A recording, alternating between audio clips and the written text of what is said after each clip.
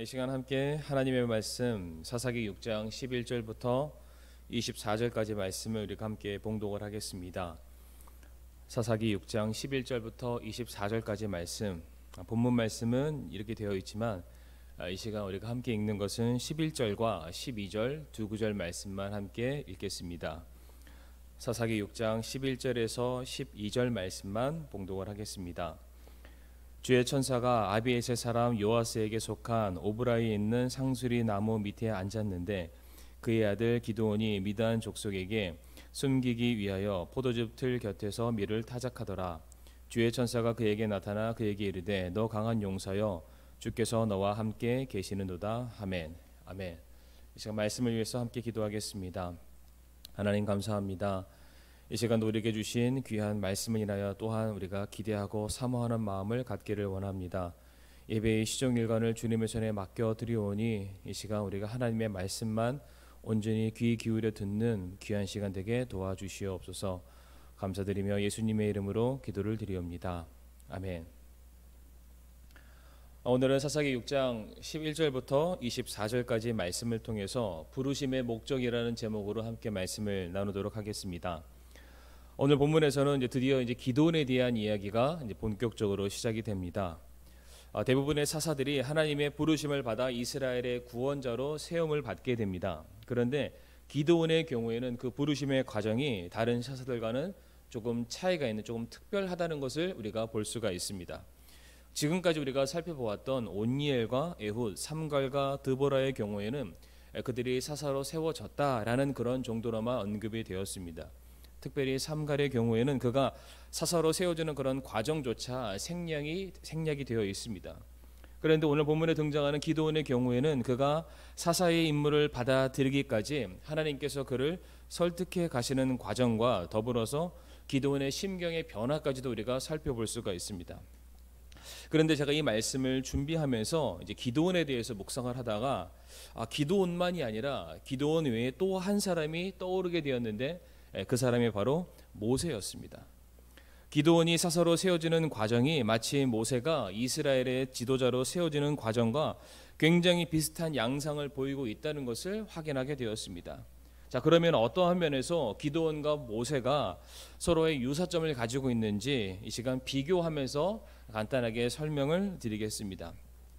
첫 번째로 기드온과 모세의 경우에는 그들이 부름을 받은 장소가 바로 나무라는 유사성을 가지고 있습니다. 출애굽기 2장에서 모세는 하나님께 소명을 받게 되는데 하나님께서 모세에게 소명을 주시기 위해서 첫 번째 그와 만났던 장소 바로 그곳에 떨기나무가 있었습니다. 그리고 기드온의 경우 사사기 6장 11절 말씀 우리가 처음 읽었었던 그 본문 말씀 보게 되면 주의 천사가 기드온에게 소명을 주기 위해서 만나는 그 장소에 한 나무가 서 있었는데 바로 상수리 나무가 있었습니다. 둘 다 나무라는 공통점을 가지고 있습니다. 두 번째로 이 기드온과 모세의 경우 부르심의 내용 역시 민족의 구원이라는 동일한 메시지, 동일한 소명을 그들이 받게 됩니다. 출애굽기 2장 10절에서 하나님께서 모세에게 말씀하시기를 오라 내가 너를 파라오에게 보내리니 이로써 내가 내 백성 곧 이스라엘 자손을 이집트에서 데리고 나가리라 라고 말씀하시면서 모세로 하여금 민족적인 구원을 위해서 내가 너를 들어 쓰시겠다라고 말씀을 하시게 됩니다. 기드온의 경우를 보게 되면은 사사기 6장 12절 말씀에 주의 천사가 너 강한 용사여 주께서 너와 함께 계시는도다 라고 말씀하시면서 이어지는 14절 말씀 보게 되면은 가서 이스라엘을 미디안 족속의 손에서 구원할지니라 라고 말씀을 하십니다. 그러니까 기드온 역시 동일하게 민족적인 구원을 위해서 하나님께서 그를 부르시고 사용하시는 장면을 우리가 확인을 할 수가 있습니다. 세 번째로 어떠한 점이 유사하냐면 하나님의 부르심에 대한 이들의 반응이 또한 비슷하다는 것을 우리가 발견할 수 있습니다. 하나님의 부르심을 받았을 때에 모세는 어떻게 반응을 하게 됩니까? 출애굽기 4장 1절 말씀 보게 되면 모세가 응답하여 이르되 그러나 보소서 그들이 나를 믿지 아니하며 내 음성의 귀를 기울이지 아니하리이다. 그들이 말하기를 주께서 내게 나타나지 아니하셨다 하리이다 하매라고 되어 있습니다. 모세가 말하기를 하나님께서 저를 이스라엘을 구원하시기 위해서 저를 보내시고 저를 부르시는 것은 제가 알겠습니다. 하지만 정작 그 말을 백성들에게 전해야 되는 제 입장으로서는 그냥 말만으로는 하나님 가능하지 않습니다. 뭔가 이적 같은 것이 있어야 되고 하나님이 나와 함께 하신다, 주께서 내게 나타나셨다는 표적이 있어야만 가능하지, 그러지 않고서는 하나님 저는 할 수 없습니다. 부정적인 반응을 모세가 보이게 됩니다. 기드온도 사사기 6장 13절의 말씀을 보게 되면 하나님의 부르심에 대해서 모세처럼 부정적인 반응을 보이게 됩니다. 13절 말씀에 기드온이 그에게 이르되 오 내 주여, 주께서 우리와 함께 계시면 어찌하여 이 모든 일이 우리에게 닥쳤나이까? 또 우리 조상들이 우리에게 말해준 그분의 모든 기적들은 어디 있나이까? 그들이 말하기를 주께서 우리를 이집트에서 데리고 올라오지 아니하셨느냐 하였나이다. 그러나 이제 주께서 우리를 버리사 미디안 족속의 손에 넘겨주셨나이다 라고 되어 있습니다. 기드온 역시 모세처럼 하나님께서 저를 부르시고 저를 세우시고 아무리 저에게 어떤 말씀을 하신다 할지라도 하나님 정작 제가 지금 서 있는 이 현실은 암담하기만 하고 어떠한 이적과 기적을 전혀 찾아볼 수 없으니 하나님 저희는 그저 미디안의 노예일 뿐입니다. 어떻게 이와 같은 상황 속에서 하나님이 구원하신다라고 제가 말을 할 수 있으며 그들이 과연 제 말에 귀를 기울이겠습니까? 하나님 전혀 그것은 불가능합니다 라고 부정적인 반응을 보이게 된 것입니다. 네 번째로 이와 같은 부정적인 그들의 반응에 대한 하나님의 반응 역시 비슷하다는 것을 우리가 발견할 수 있습니다.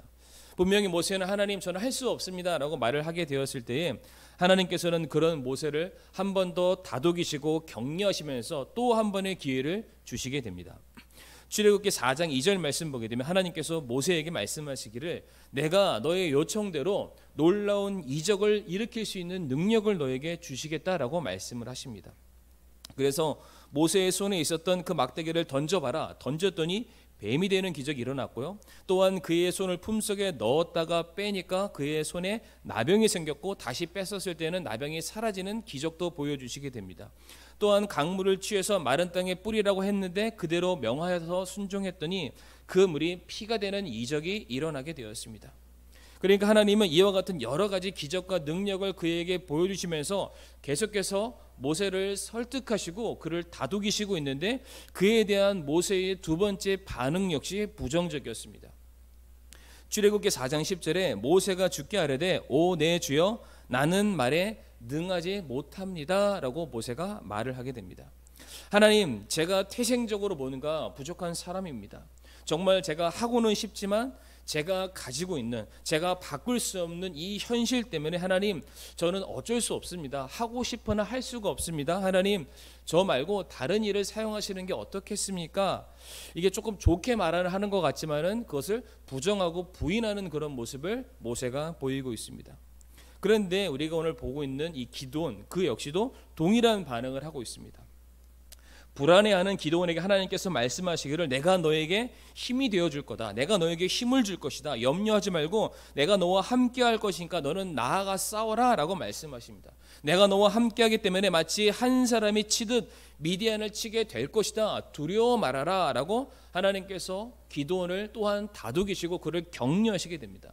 그런데 기드온의 반응이 어떠했습니까? 오늘 본문 사사기 6장 15절 말씀 보게 되면 그가 그분께 이르되 오 내 주여 내가 무엇으로 이스라엘을 구원하리이까? 보소서 내 가족은 므낫세 안에서 가난하며 또 나는 내 아버지 집에서 가장 작은 자입니다 라고 말을 하게 됩니다. 하나님은 어떻게 저 같은 사람이 이스라엘을 구원할 수 있겠습니까? 하나님 저는 가난한 자입니다. 저는 약한 자입니다. 저는 없는 자입니다.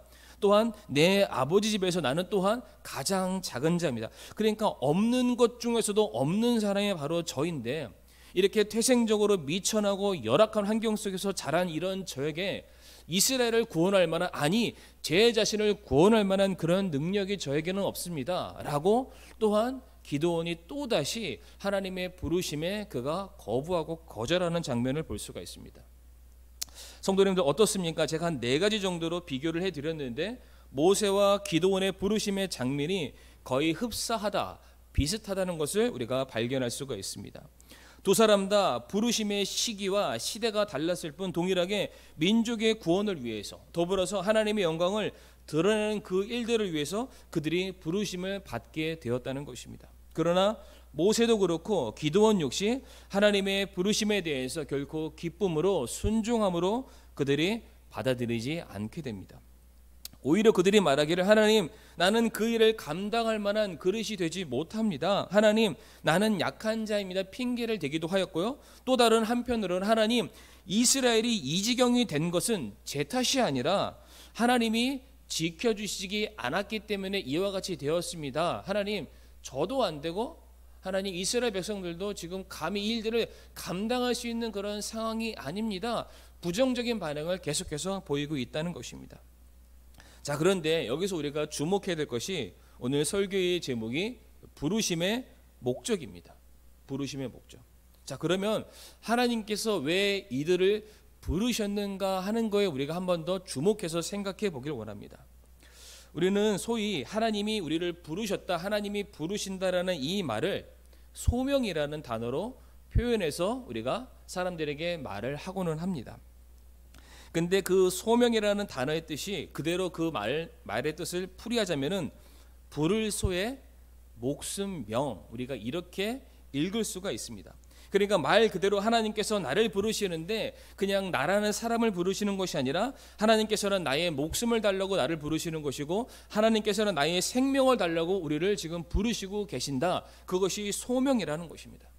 그런데 성도 여러분들, 우리가 여기서 우리가 착각하거나 오해하지 말아야 되는 것이 하나님께서 우리를 부르신다, 소명하신다라고 했을 때에는 마치 생명을 빼앗아 가시는 걸로만 우리가 생각해서는 안 됩니다. 다시 말씀드리겠습니다. 하나님께서 소명하신다라고 했을 때 단지 우리의 생명을 거두어 가시는 분이다, 우리가 이렇게만 생각해서는 결단코 안 된다는 것입니다. 하나님께서는 우리에게 생명을 주신 분이십니다. 그러니까 생명을 주신 분께서 지금 우리에게 무엇을 말씀하시냐면은 이제 내가 너에게 생명을 준 그 목적에 맞는 삶을 살 때가 됐다. 이제 내가 너를 향한 나의 선한 계획을 이룰 그때가 되었다라고 부르시는 그 시간이 바로 소명이라는 것입니다. 그러니까 하나님께서 우리를 부르신다는 것은 이제 우리의 인생이 내가 원하는 대로의 삶이 아니라 하나님께서 우리에게 주시고 하나님이 계획하시고 디자인하신 우리의 인생의 그 길을 걸어가야 될 때가 이제 왔다는 것이 소명의 참된 의미인 것입니다. 우리 성도님들 한번 생각해 보시길 바랍니다. 오늘 우리가 모세 출애굽기를 펼쳐서 읽어보지는 않았지만 모세도 부름을 받았고 기드온도 부름을 받았습니다. 그런데 이들이 부름을 받기 바로 이전의 삶이 어떠했습니까? 그러니까 이들이 무엇인가 대단한 어떠한 뛰어난 능력과 재능이 있었기 때문에 단순히 하나님께서 그들을 부르셨다 이렇게만 생각하지 마시길 바랍니다. 그러니까 이들이 하나님께 부름을 받기 이전의 삶과 그들의 모습이 어떠했습니까? 모세의 경우에는 자기의 힘으로 이스라엘을 어떻게든 구원해 보려고 하다가 실패하여서 광야에서 도망자의 삶을 그는 살고 있었습니다. 기드온은 어땠습니까? 오늘 6장 11절과 12절 말씀 보게 되면은 이 기드온의 경우는 적의 위협과 폭력에 두려워서 그것을 피하여 포도즙 틀이라는 작은 곳 안에 자기 몸을 숨기고 그냥 자기 먹고 사는 일에만 몰두하는 그러한 사람이었고 비겁한 사람이었고 겁쟁이였습니다.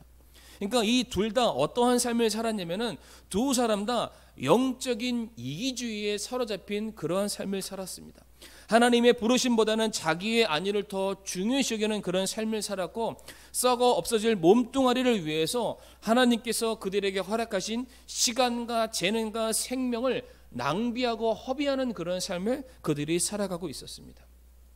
바로 하나님께서는 그와 같은 인생을 살아가고 있는 모세와 기드온의 인생의 터닝 포인트, 이제 가치 있는 인생, 너희들을 위한 인생이 아니라 나를 위한 하나님을 위한 인생을 살아갈 것을 하나님께서는 요구하시기 위해서 그들을 소명, 그들의 목숨과 그들의 생명, 그들의 인생을 하나님께서 부르시게 된 것입니다. 그러니까 이제 너희는 내일 무엇을 먹을까, 무엇을 입을까, 무엇을 마실까, 그런 것을 염려하고 고민하는 그런 삶을 살지 말고 그 모든 것은 천도 너희 아버지 하나님께서 다 아시니까 그냥 그분께 맡겨드리고 이제 너희의 삶은 너희의 가족과 너희 친지와 너희 이웃들과 너희 민족을 위해서 일해라.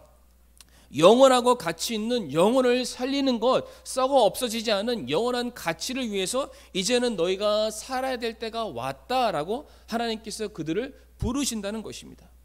그런데 오늘을 사는 우리도 마찬가지입니다. 물론 우리가 처한 환경이 모세와 기드온처럼 민족적인 환난과 핍박을 받는 그러한 일도 없고, 또한 생과 사가 오가가는 그런 현장 속에서 누군가의 생명을 대신하여서 그들의 지도자가 되고 우리가 사사가 되어야 될 그런 일들은 없습니다. 그러나 분명한 사실은 우리의 삶을 통해서 반드시 무엇이 드러나야 됩니까? 바로 하나님의 영광이, 하나님의 구원하심의 역사가 계속해서 선포되고 증거되고 실현이 되어야만 합니다. 이사야 43장 7절 말씀에 곧 내 이름으로 불리는 모든 자라 내가 내 영광을 위하여 그를 창조하고 그를 지었으며 참으로 내가 그를 만들었느니라 라고 하나님은 말씀을 하십니다. 우리의 삶의 목적과 이유는 철저히 하나님의 영광을 위한 것이고, 또한 하나님의 뜻을 이루는 도구로서 우리가 사용되어지기 위해서 이 땅에 존재한다라고 성경은 우리에게 가르치고 있습니다.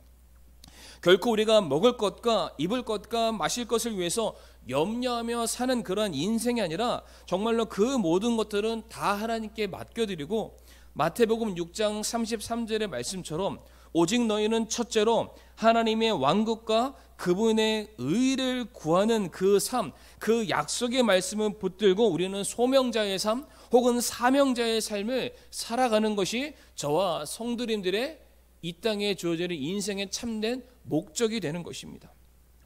물론 우리는 모세와 기드온은 아니지만은 하나님의 영광이라는 동일한 관점에서 같은 부름을 받은 자들이고 동일한 책임을 부여받은 자들임을 우리 성도님들 꼭 기억해 주시길 바랍니다. 그 부르심이라 우리가 살아가는 일상보다 더 크고 중요한 생명을 구원하는 그 일을 위해서 하나님께서는 우리를 부르고 계시고, 마땅히 피조물로서 창조주 하나님의 영광을 드러내는 그 일에 우리는 마땅히 헌신되고 드려져야만 하는 것입니다. 게다가 하나님께서 모세와 기드온을 부르실 때 몇 차례 계속해서 그들의 그 아쉬움과 서운함과 원망을 하나님은 계속해서 다독이시면서 그 모든 필요들을 내가 준비했다, 내가 채우겠다, 내가 함께하겠다 계속해서 하나님은 말씀하시고 보증하고 계십니다. 성도님들 잘 아시는 말씀이죠. 로마서 11장 29절 말씀, 하나님의 선물들과 부르심에는 뜻을 돌이키는 일이 없느니라. 개역성경에는 하나님은 결코 후회하심이 없다라는 그러한 표현으로 기록이 되어 있기도 합니다. 하나님께서 우리를 부르셨다면 하나님은 결코 그 뜻을 돌이키지 않으십니다. 바꾸지 않으십니다. 우리를 부르셨다는 것은 하나님께서 그 일에 합당한 모든 능력과 힘을 하나님께서 이미 준비해 주셨고 그것을 우리에게 주실 이미 계획이 다 세워졌다는 것을 뜻하게 되는 것입니다.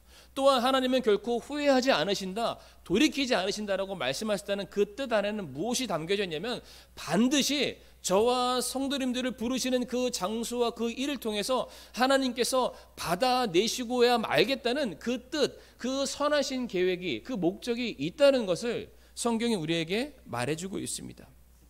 그렇기 때문에 하나님의 부르심이라는 그 자리 앞에 하나님 왜 제게 이런 일을 맡기십니까? 저는 그것을 감당할 수 없는 그런 사람입니다. 우리가 불평하고 투덜댈 일 그런 일이 아닙니다. 이토록 중요한 하나님의 일에 나와 같은 자를 부르시고 또한 나와 같은 이 연약한 사람을 하나님의 귀하고 선한 일에 사용하심에 우리가 감사하는 반응을 마땅히 보여야 하는 것입니다. 그러므로 하나님, 저는 못합니다. 그럴 만한 상황이 아닙니다. 이런 소극적이고 부정적인 신앙에서 벗어나서 모세를 들어 이스라엘의 지도자가 되게 하신 그 하나님, 기드온을 들어서 300용사로 13만 5천 명의 군대를 이기게 하신 그 하나님이 나의 하나님이 되게 해달라고, 나에게 주어진 이 한 번뿐인 인생이 나 자신의 인생을 위해서 사는 것이 아니라 온전히 하나님의 영광을 위해서 단 한순간이라도 줬사오니 쓰임받는 가치 있는 인생이 되게 해달라고, 하나님이 내게 주신 이 생명이 정말로 가치 있는 하나님의 선하신 뜻의 목적에 부합되는 인생이 되게 해달라고 기도하시고 순종하시는 우리 사랑하는 성도님들이 되시기를 간절히 바랍니다.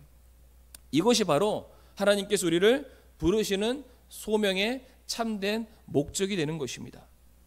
그런데 어째서 기드온이 오늘 본문으로 다시 돌아와서 하나님의 부르심에 대해서 왜 즉각적으로 그가 순종하고 반응하지 못했던 것일까요? 기드온이 지금 하나님께 했던 그 수많은 고백들을 다시금 살펴보게 되면은 그의 고백 속에는 불안함과 두려움이 가득하다는 것을 우리가 발견을 할 수가 있습니다. 하나님 우리와 함께 하시지 않으셨습니다. 하나님의 능력을 우리를 도우지 않으셨습니다. 그래서 우리가 이 세상에서 버림받은 자가 되었고 노예의 신세가 되고 말았습니다. 하나님, 그런 현실이 우리는 너무나도 두렵고 이제는 우리가 어디에 우리 자신을 의탁하고 의지할지를 모르겠습니다 라는 그런 두려운 마음에 기드온은 계속해서 하나님의 부르심을 거부하게 되었던 것입니다. 그런데 이것이 비단 기드온만의 문제가 아니었다는 것입니다. 당시 이스라엘 백성들의 영적인 현실이기도 합니다. 이스라엘 백성들의 당시 가장 큰 문제는 다름 아닌 그들의 아버지 되시는 하나님에 대해서 그들이 제대로 알지 못하고 있다는 것이었습니다. 하나님에 대한 무지가 그들로 하여금 불안을 만들었던 것이고, 또 하나님에 대한 무지가 영적인 타락을 이루도록 만들었던 것입니다. 우리도 마찬가지입니다. 하나님이 살아계신다면 어찌 내 인생에 이와 같은 일들이 일어날 수 있을까? 하나님이 역사하신다면 어째서 이 나라와 이 전 세계에 이와 같은 역병이 발생하게 되는 것이며, 하나님께서 함께 하신다면 어째서 죄악이 끊이지 아니하고 여전히 기승을 부리는 것입니까? 우리가 원망하면서 하나님에 대한 신뢰와 확신보다는 불확실한 그 마음으로 내일의 삶이 어떠할까? 하나님이 나를 지켜주실까? 차라리 내가 무엇인가 열심히 내 삶을, 내 목숨과 내 가정을 내가 최선을 다해서 지켜야 되지 않을까? 라는 두려움과 불안한 가운데 우리가 살아가기 마련입니다. 그런데 우리가 아까도 봤었던 로마서 11장 29절 말씀처럼 하나님의 부르심에는 무엇이 없습니까? 돌이키심이 없습니다. 후회가 없습니다. 그러니까 하나님께서 우리를 부르셨을 때에는 우리의 목숨을 담보할 만큼의 모든 것들을 하나님이 다 준비하셨다는 사실을 우리가 확신해야 합니다. 그래서 오늘 본문이죠. 사사기 6장 24절 말씀 보게 되면은 성도님들의 눈에 띄는 한 단어가 있을 겁니다. 어떠한 단어입니까? 여호와 샬롬이라는 단어가 등장을 합니다. 혹여나 성도님 아직까지 밑줄이 안 쳐 있다면은 밑줄을 치시고 형광펜으로 그 단어를 꼭 체크해 주시길 바라고 그 말씀을 꼭 기억해 주시길 바랍니다. 여호와 샬롬. 샬롬의 뜻이 우리 성도님들 무엇인지 아시죠? 평안, 평강이라는 뜻을 가지고 있습니다. 그러니까 기드온이 우리가 아직 확인하지 않았지만 그 여러 가지 읽지 않은 그 본문의 과정을 통해서 무엇을 깨달았다고 말하고 있습니까? 여호와 샬롬. 하나님은 평강이시다. 내가 하나님과 함께 있는 한 이제 나에게는 더 이상 두려움과 불안함은 이제는 사라지고 오직 내 안에 평안과 화평이 이제는 존재하게 된다라는 그러한 확신 있는 사람으로 기드온이 변화가 되었다는 것입니다. 자, 그러면은 왜 갑자기 이와 같은 고백을 하게 된 것일까요? 우리가 이제 그 말씀을 이제 천천히 살펴보게 될 텐데, 이제 17절 이후부터의 말씀을 우리가 하나씩 보도록 하겠습니다. 이제 주의 천사를 통해서 어찌 보면은 기드온이 반강제적으로 하나님의 부르심에 이제 그가 순종하고 사사로서의 사명을 받아들이기로 결심을 하게 됩니다. 그런데 아직 기드온이 아직 뭔가 못 믿어온 것이 있어서 한 번 더 확인 절차를 들어가게 되는데, 이제 주의 천사에게 내가 당신에게 예물을 바치겠습니다. 조금만 기다려주세요 라고 말을 하게 됩니다. 그래서 불이 나게 다시 집으로 들어가서 기드온이 준비해왔던 그 예물을 보게 되면 19절에 염소 새끼 한 마리와 밀가루 1에바로 만든 누룩 없는 납작한 빵을 이제 기드온이 준비해서 가져오고 주의 천사의 것을 바치게 됩니다. 자, 그런데 제가 이 설교 서두에 기드온이 누구의 인생과 비슷하다라고 말씀을 드렸습니까? 모세와 비슷합니다. 그런데 우리가 모세의 삶을 잘 살펴보게 되면은 모세 역시 지금 기드온이 준비한 이 예물, 동일한 예물을 준비하는 그러한 장면을 우리가 성경에서 확인해 볼 수가 있습니다. 우리 성도님들 다 같이 출애굽기 12장 5절과 그리고 8절 말씀, 우리가 두 구절 말씀을 한번 확인해 보겠습니다. 출애굽기 12장 5절과 8절 두 구절 말씀입니다. 제가 먼저 5절 말씀 읽겠습니다. 너희의 어린 양은 흠이 없고 1년 된 수컷으로 하라. 너희는 양이나 염소 중에 그것을 취하고 지금 여기서 양이나 염소가 등장을 하고 있습니다. 그리고 8절 말씀, 그 밤에 그 고기를 먹되 불에 구워 누룩 없는 빵과 쓴 채소와 함께 그것을 먹을지니라. 또 무엇이 등장하고 있습니까? 누룩 없는 빵. 그러니까 모세가 준비한 염소와 누룩 없는 빵은 무엇을 준비하기 위한 예물이었습니까? 우리가 출애굽기 12장 말씀을 쭉 살펴보게 되면은 지금 모세는 유월절을 준비하기 위해서 지금 이 동일한 예물 제물을 준비하고 있었다는 것을 우리가 알 수가 있습니다.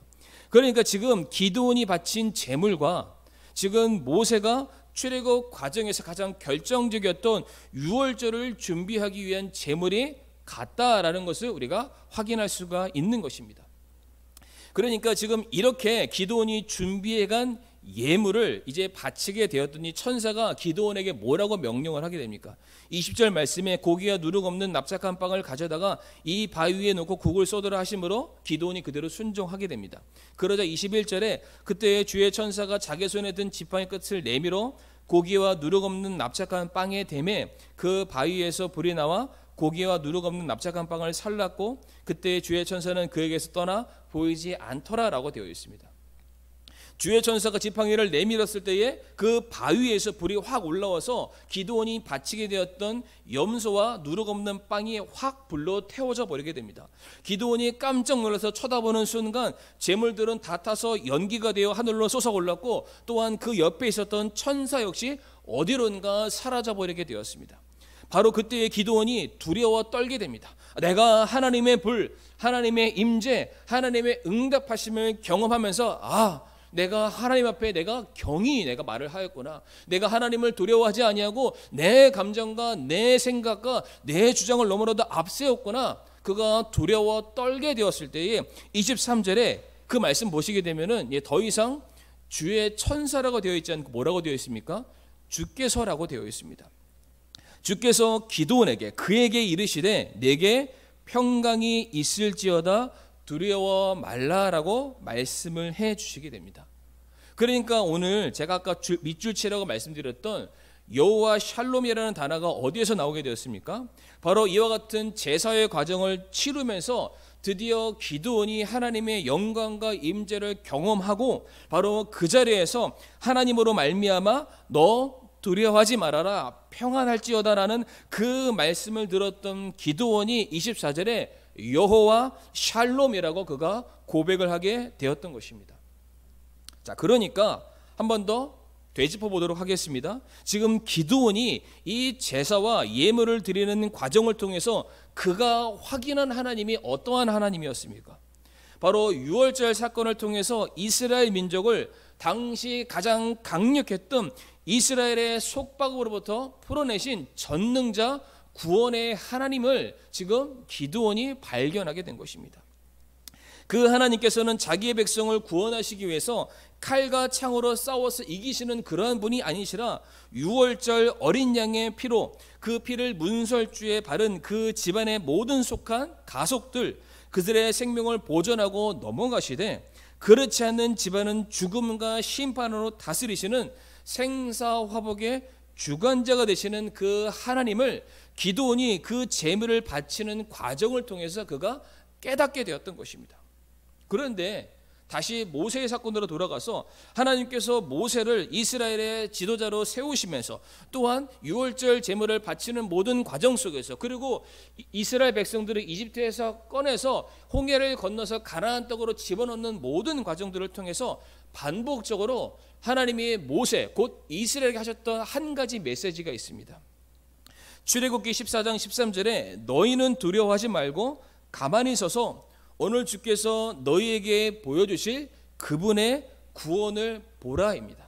너희는 가만히 있어라. 내가 모든 것을 다 하겠다. 가만히 있어라. 두려워하지 말아라. 떨지 말아라. 하나님의 구원이 이 시간 너희 위에 임할 것이다. 그것을 하나님이 모세를 통해서 이스라엘 백성들이 출애굽하는 모든 과정 속에서 때마다 시시마다 그들이 두려워하는 모든 상황 가운데 한결같이 주셨던 동일한 구원의 메시지가 되었습니다. 너희는 두려워하지 말아라. 오늘 주께서 너희 아버지께서 너희 왕께서 너희를 구원하실 것이다. 그분이 너희를 부르셨고 그분이 너희를 자녀로 삼으셨고 그분이 너희를 자기 백성으로 택하셨으니 이제 그 하나님께서 결코 너희를 버리지 않을 것이고 너희를 떠나지 않을 것이고 이제 언제나 너희와 함께 하심으로 말미암아 너희를 구원하실 것이다. 그러므로 오 이스라엘아 너희는 평안할지어다. 여호와 샬롬이라고 지금 고백을 하고 있는 것입니다. 그러니까 지금 이스라엘 백성들이 그동안 무엇을 잊고 있었습니까? 하나님의 구원의 손길을 잊고 있었습니다. 하나님이 어떤 분이신지를 잊고 있었고 하나님께서 어떻게 그들을 바라보시고 그들을 위한 어떠한 구원의 계획을 가지고 계시는지를 이스라엘이 깜빡하고 있었는데 이 제사, 이 예물을 바치는 그 과정들을 통해서 기드온이 드디어 그 사실을 깨닫게 된 것입니다. 그래서 기드온의 입술에서 나왔던 고백이 무엇이라고요? 여호와 샬롬, 하나님만이 나의 평안이시고 하나님만이 나의 평강이십니다. 지금 기도는 하나님에 대한 관계의 성립이 이제 새롭게 되었습니다. 하나님이 어떤 분이신지 이제 온전히 깨닫게 되었고 나와 하나님과의 관계 속에서 내가 어떠한 자세를 취해야 되는지 정확하게 알게 되었을 때에 이제 기도의 삶이 완전히 변화되는 것을 우리가 이제 다음 시간부터 살펴보게 될 그 말씀들을 통해서 우리가 볼 수가 있습니다. 이제 기도는 지금까지 살아왔던 그의 삶과는 전혀 다른 삶, 이제는 참된 소명자요 사명자의 삶으로 살아가는 놀라운 변화가 그의 삶에 임하게 된다는 것입니다. 우리 사랑하는 성도님들, 우리 각 성도 개개인의 믿음의 크기는 내가 교회를 얼마나 오래 다녔는지에 대해서 그것으로 말미암아 판가름 나는 것이 아닙니다. 내가 얼마만큼 하나님에 대해서 알고 있는지, 내가 얼마만큼 하나님에 대해서 확신하고 있는지, 내가 얼마만큼 하나님과 영적으로 끈끈한 관계를 가지고 있는지를 통해서 우리의 믿음의 크기가 결정이 되는 것입니다. 우리 성도님들은 하나님에 대한 확신이 있으십니까? 하나님께서 천지를 다스리시는 분이시면 우리 성도님들 믿으십니까? 하나님께서 여러분들의 아버지가 되어주시고 여러분들의 친구가 되어주시고 여러분들의 생명을 보존하고 지키시는 분이심을 우리 성도님들 믿으십니까? 그와 같은 신앙 고백이 있는 성도님들이라면 우리들의 입술의 고백은 단 하나밖에 없습니다. 바로 여호와 샬롬이 되어야 되는 것입니다. 하나님 안에 샬롬, 평강이 있고 평안이 있는데 어찌 그 음성을 들으는 자에게 있어서 어찌 그 하나님의 부르심 앞에 그 성도가 아멘으로 응답하지 않을 수가 있냐라는 것입니다. 세상에서 누릴 수 없는 참된 평강과 안식이 하나님 안에 있는데 내가 거기를 달려나가야 거기 안에 나에게 쉼이 있고 보람이 있는데 어찌 그 하나님의 부르심 앞에 내가 아멘 주 예수여 어서 오시옵소서 내가 그리 되길 원합니다. 제가 여기 있습니다. 이렇게 반응하지 않을 수 있냐라는 것입니다. 그러므로 우리 사랑하는 성도님들, 하나님께서는 오늘도 우리 성도님들을 부르고 계십니다. 하나님의 영광을 위해서, 하나님의 이름을 위해서 우리 성도님들 한 분 한 분을 각각의 가정의 영적인 파수꾼으로 세우고 계시고요, 또한 교회를 세우는 헌신자로 세우고 계시고 복음을 전하는 나팔수로 세우시기도 하고 또한 어떠한 분들은 세계 선교를 향한 선교사로 부르시기도 합니다.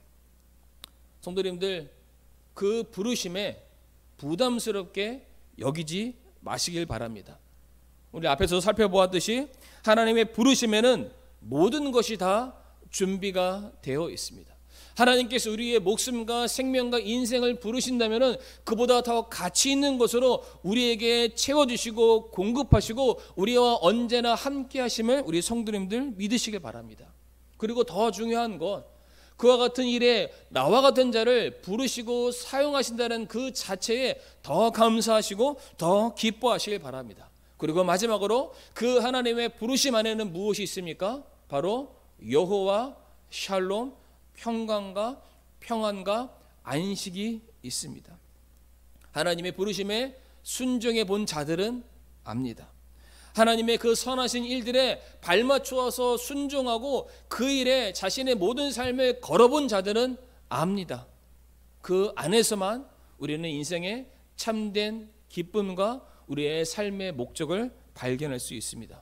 바로 이 자리에 계시는 우리 사랑하는 성도님들도 하나님의 부르심에 순종하심으로 말미암아 하나님의 평강, 샬롬을 경험하고 맛보시는 우리 모든 성도님들이 되시기를 간절히 바랍니다. 이 시간 패배 기도를 드리도록 하겠습니다. 하나님 감사합니다. 하나님의 부르심에는 정확한 목적이 있습니다. 대의 명분이 있습니다. 우리의 자신의 단순한 하나님 이 육신의 만족을 위한 그런 삶으로서 우리를 이 땅에 보내신 것이 아니요 하나님의 영광을 위하여서 하나님께서 천하보다 귀하게 여기시는 그 영혼들을 구원하기 위하여서 또한 하나님의 나라의 그 놀라운 확장과 그 기쁨과 즐거움을 위해서 우리를 부르신 줄을 우리가 믿습니다. 그러하오니 하나님 참으로 저희들 두렵고 떨리는 그 마음으로 하나님의 부르심 앞에 우리가 거절하고 부인하는 것이 아니라 우리가 하나님의 부르심 앞에 소명 앞에 우리가 아멘으로 순종하며 나아갈 때에 우리가 그 안에서 여호와 샬롬 평안을 누리며 살아갈 수 있도록 도와주시옵소서. 감사드리며 예수님의 이름으로 기도를 드리옵니다. 아멘.